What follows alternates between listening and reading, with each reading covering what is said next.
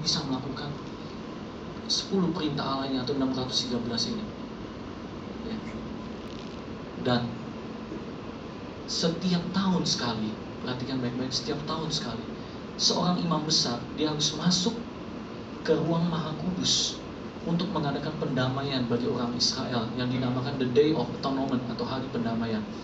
Dia harus masuk membawa secawan sebowl ya, secawan yang secawan emas yang isinya itu darah daripada korban ya yang telah disembelih untuk dipercikan di atas tutup pendamaian. Nah, dari tadi saya katakan kepada Bapak Ibu, ada apa dengan tutup pendamaian? Kenapa kemuliaan Tuhan, hadirat Tuhan itu hadir di atas tutup pendamaian? Nah, pada waktu hari raya pendamaian inilah imam besar itu memercikan darah di atas tutup pendamaian, memercikan darah, dan di atas darah inilah kemuliaan Allah hadir. Next gambarnya. Saya mau tanya sama Bapak Ibu sekalian yang ada di tempat ini. Adakah Bapak Ibu sekalian di tempat ini yang tidak pernah salah di dalam 3 benda tadi? Yang tidak pernah khawatir akan pemeliharaan Tuhan? Ada? Adakah saudara yang tidak pernah khawatir, tidak pernah bersungut-sungut terhadap pemeliharaan Tuhan? Makan apa pi besok pi? Tuhan gak tolong kita. Udahlah pi, kita cari aja pertolongan sama yang lain aja, sama orang pinter aja pi.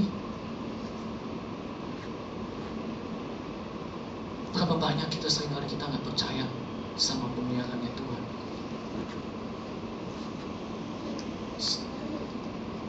Kita seringkali bersungut-sungut. Kita gak percaya Tuhan sanggup pelihara kita. Berapa banyak kita seperti orang Israel.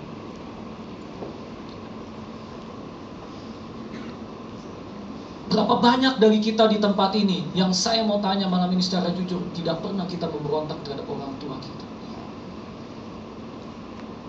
terhadap pimpinan kita, terhadap orang yang Tuhan tempatkan di atas kita. Berapa banyak yang dari kecil tidak pernah berontak sama orang tua. Saya yakin sekali tidak ada seorang pun yang tidak pernah melawan orang tua. Dan yang ketiga, berapa banyak di antara kita yang yakin dengan kekuatannya sendiri, dengan usahanya, dia sanggup melakukan 613 perintah Tuhan. Tapi 2000 tahun yang lalu, ada satu darah yang sangat mahal yang telah dicurahkan buat Bapak, Ibu, buat saudara semua, yang telah dicurahkan, yang menjadi pendamai, yang menjadi korban pendamaian. Kitab Kolose berkata di dalam Kolose, gak usah dibuka, saya bacakan aja. Di dalam Kolose pasal yang ke-1 dikatakan, dan oleh dialah ia memperdamaikan segala sesuatu dengan dirinya, baik yang ada di bumi maupun yang ada di surga, sesudah ia mengadakan pendamaian oleh darah salib Kristus. Juga kamu yang dahulu hidup jauh dari Allah dan yang memusuhinya dalam hati dan pikiran, seperti yang nyata dari perbuatanmu yang jahat, sekarang diperdamaikannya di dalam tubuh jasmani Kristus oleh kematiannya, untuk menempatkan kamu kudus dan tak bercela dan tak bercacat di hadapannya. It's only the blood of Jesus. It's only the blood of Jesus.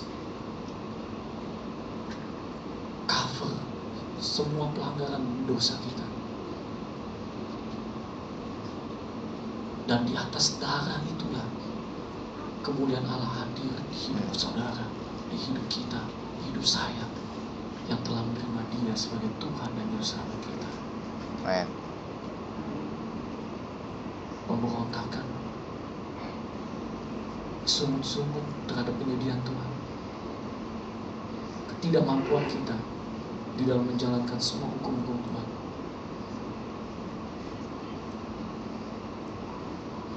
Tuhan Yesus curahkan darahnya buat kita. Next. Nah, saya mau saudara belajar malam hari ini. Bagaimana kemuliaan Allah itu bisa hadir. Di situ dikatakan di dalam ayat 22 itu, di atas tutup pendamaian, kemuliaan Allah itu hadir di atas tutup pendamaian dan di antara kedua kerup. Katakan sama-sama, di antara kedua kerup. Di antara kedua kerup. Itu ayatnya di Keluaran 25 ayat 22 yang Bapak Ibu Saudara tadi sudah baca. Kenapa kemuliaan Allah hadir di atas tutup pendamaian dan di antara kedua kerup? Yang pertama, kita sudah renungkan tadi kisah daripada bagaimana darah Yesus. Kalau dahulu darah anak domba, darah lembu dicurahkan, dipercikan oleh imam besar untuk menutupi, untuk ada di atas tutup pendamaian, menutupi semua pelanggaran bangsa Israel pada waktu itu. Tapi 2000 tahun yang lalu ada darah yang sangat mahal, darah yang tidak ternilai harganya, yang tercurah untuk menutupi semua pelanggaran kita. Amin. Amin. Dan yang kedua, kenapa kemuliaan Allah itu hadir? Di situ dikatakan dalam ayat 22, kemuliaan Allah hadir di antara kedua kerup. Nah, kalau Bapak Ibu sekalian perhatikan, posisi daripada kerup ini, itu adalah posisi yang bagaimana Bapak Ibu sekalian? Berapa banyak yang mau kemuliaan Allah, hadirat Tuhan, Shekinah glory Tuhan tinggal dalam hidup saudara? Belajar dari kerup ini malam ini. Yang pertama, kerup ini punya sikap, punya posisi yang terus-menerus menyembah Tuhan. Mazmur 22 ayat yang keempat katakan bahwa Tuhan Allah Israel itu bertata di atas puji-pujian orang Israel. Kalau mau lihat Tuhan Yesus, manifest presence-nya Tuhan itu hadir di atas hidup kita, miliki sikap hidup seperti kerup ini Bapak Ibu sekalian. Ya. Waktu masalah itu datang, waktu persoalan itu datang, apakah kita punya sikap hidup seperti kerup ini? Worship the Lord. Bow down, worship. Tuhan hadir di atas penyembahan kita. Tuhan hadir di atas pujian penyembahan kita. Nah, tapi yang saya itu senangnya dengan ayat ini, ayat firman Tuhan di dalam Keluaran pasal 25. Di situ dikatakan, kalau Bapak Ibu tadi baca, Bapak Ibu tadi sudah baca, dikatakan wajah daripada kedua kerup itu. Coba baca ayatnya apa? Wajah daripada kedua kerup itu. Coba buka sebentar, nggak apa-apa. Sebentar kita belajar ya. Sebentar, sekali lagi. Keluaran 25. Wajah daripada antara kedua kerup itu apa? Boleh salah seorang baca di ayat berapa tuh? Di atas ayat 22. Ayat 20. Coba salah seorang bacakan ayat 20. Ya. 2-3.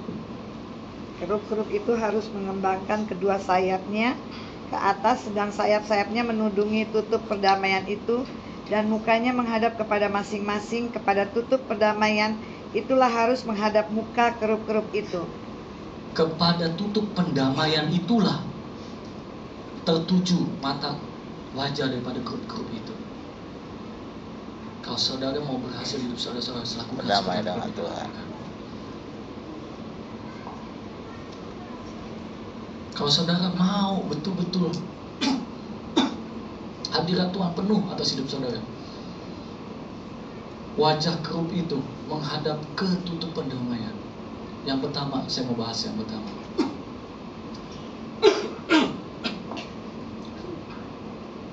Ada apa dengan tutup pendamaian? Ya, tadi kita sudah bahas. Ya, ada darah Yesus, ada darah anak domba Allah. Ya, tutup pendamaian ini di dalam bahasa Inggrisnya dinamakan the mercy seat, tahta kasih karunia. Ya, tahta kasih karunia. Jadi,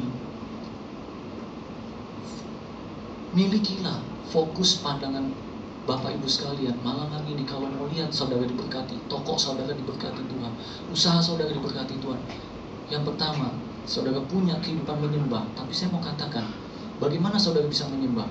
Waktu mata kita tertuju kepada kasihnya Tuhan, pengorbanannya Tuhan. Waktu saudara, yang saudara lihat itu bukannya kasihnya Tuhan, tapi yang saudara lihat masalah, problem, persoalan saudara, saudara tidak sedang menyembah Tuhan. Saudara tidak akan pernah keluar sebagai orang-orang yang lebih daripada para nabi.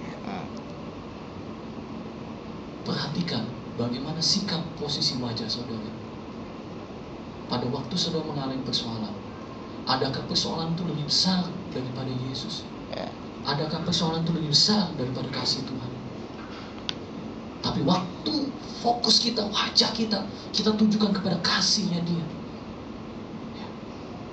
Pada waktu mata kita tujukan kepada pengorbanan Yesus. Nah, saya mau sampaikan begini sama Bapak Ibu sekalian di tempat ini. Iblis itu paling pintar. Dia tuh sangat pintar. Dia ahlinya untuk mengecohkan fokus kita. Dia tuh sangat ahli untuk mengecohkan fokus kita. Sekali lagi katakan amin. Amin. Nah, Matius pasal yang ke-6, coba buka sebentar di slide selanjutnya dulu sebentar. Ayat yang perhatikan baik-baik. Ini ayat ini powerful sekali. Ayat 22 dan 23. Mata adalah pelita tubuh. Jika matamu baik, teranglah seluruh tubuhmu. Jika matamu jahat, gelaplah seluruh tubuhmu.